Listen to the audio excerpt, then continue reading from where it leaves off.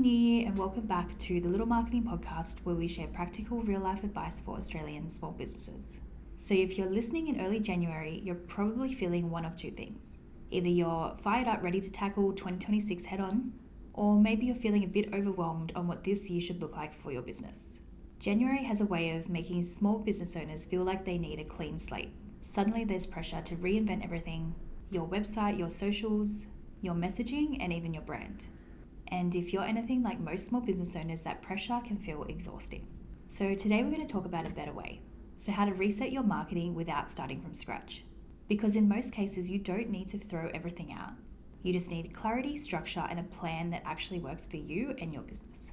The January trap and why we feel pressure. So business owners come back from Christmas break, they open their laptop, and suddenly they feel like their marketing isn't good enough. They scroll on social media to see what everybody else is doing, and then they immediately start questioning their own efforts. And that's when the "we need to do more" mindset starts to kick in. More posts, more ads, more platforms, and more ideas. But more isn't always going to be the answer, especially if the foundation's not solid. So January doesn't need to be about burning everything down. It's about stepping back and asking yourself, what do we keep? What can we refine? And what's actually going to make a difference this year? Reset versus restart, a better approach. So a restart says what we've done hasn't worked, so let's scrap it. But a reset says what can we improve, strengthen, and clarify. So when businesses are constantly restarting, they're not giving it enough time to work. They jump from idea to idea, from platform to platform, hoping that something is magically going to stick. But a reset is slower, more intentional, and far more effective. It's about taking what you already have, your website, your socials, content, and even emails, and asking yourself if they're aligned with where you want your business to go this year. So positioning your business for 2026.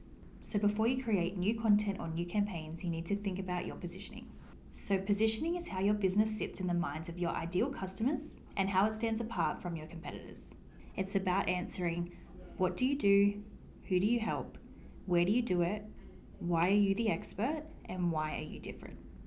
So for example, imagine a local cafe and your positioning is just that you sell coffee, and it's obviously going to get lost between all of the other cafes. But if your positioning is more focused and maybe you focus on organic grown beans, or you target workers or freelancers with your space and free Wi-Fi, suddenly your message is going to start to stand out. So positioning isn't just your message, it's your compass, and every post, every campaign or ad is going to flow from it. Without it, your marketing is going to feel random. And with it, every action is going to reinforce why someone should choose your business. Message before activity. So one of the biggest mistakes at the start of the year is just jumping straight into marketing activity. Posting 3 times a week, running ads, starting email marketing, all without being clear on your message is just going to be wasted effort for you. Before any activity, get crystal clear on who are you trying to reach, what problem do you solve better than anyone else, what do you want to be known for. Marketing is much easier when your message is clear, your confidence grows, content creation comes easier, and your audience understands exactly why they should work with you. Consistency over creativity. So here's something that small businesses often underestimate. Your customers don't actually see your marketing as often as you think. So you might feel like you're repeating yourself constantly, but most people need multiple touch points before a message really starts to sink in. That's why consistency matters more than chasing trends or trying to be creative every week. Consistency creates familiarity, familiarity creates trust, and trust drives inquiries. So January is the perfect time to recommit to clear messaging, so not just frequency, but also staying true to your positioning. Making marketing sustainable. So the other reason that marketing can fail in the new year is because it's unrealistic. So small business owners can set themselves ambitious schedules. It could be something like 3 posts a day, multiple ads, and weekly campaigns. And then by February, they can't keep up and they give it up. So instead, ask yourself, what can I realistically maintain this year?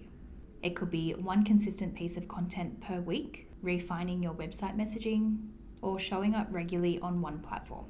So a reset isn't about doing more, it's about building a marketing rhythm that you can actually stick to. So as you step into 2026, just remember, you don't need a fresh start, you just need a focused reset. Clarity first, positioning second, and consistency every week. So January isn't about doing everything all at once. It's about laying the foundation so the rest of the year can build momentum. Marketing works best when it's steady, intentional, and aligned. Thanks for listening to today's podcast. I hope it was helpful for you to start the 2026 year. As always, you can listen to the podcast on Apple Podcast, Spotify, or YouTube.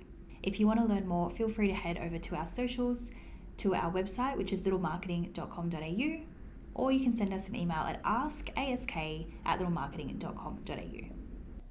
Please note that all the information provided on this podcast is general in nature and is not intended to be specific advice to your individual situation. Please be sure to engage a professional for a customized approach to your business and personal circumstances.